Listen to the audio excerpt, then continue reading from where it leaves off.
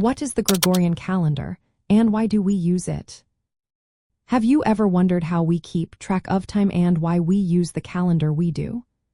The Gregorian calendar is the system that most of the world relies on to organize days, months, and years.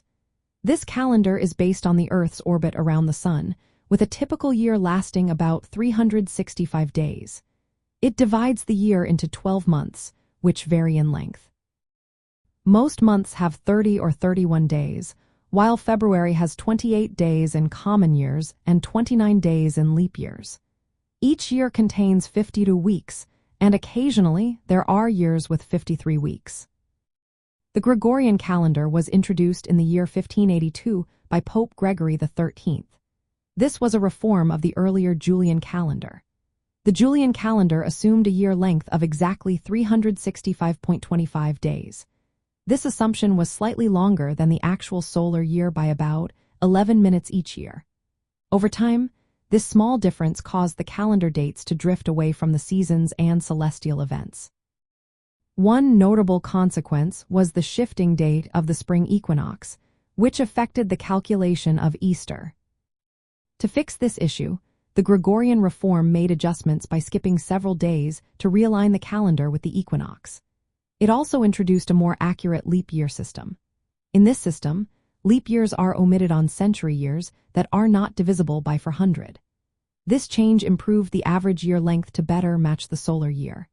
Although the reform aimed to restore the proper timing of Easter, it also standardized the calendar for civil and administrative purposes. From an anthropological viewpoint, the Gregorian calendar is a significant cultural artifact. It reflects how societies have sought to measure and regulate time in relation to natural cycles. Calendars are not merely tools for marking days. They are deeply embedded in social, religious, and political contexts. The adoption of the Gregorian calendar was influenced by religious authority and political power. It spread initially through Catholic countries and eventually became the global standard due to European colonialism and international agreements. Archaeological evidence shows that humans have long been interested in tracking time using celestial bodies. Ancient structures like Stonehenge may have served calendrical functions. The Gregorian calendar continues this tradition of aligning human activity with astronomical phenomena. It also illustrates how calendars can unify diverse populations under a common temporal framework, aiding communication, trade, and governance. Today, the Gregorian calendar is used because it provides a practical and precise system for organizing time based on the solar year.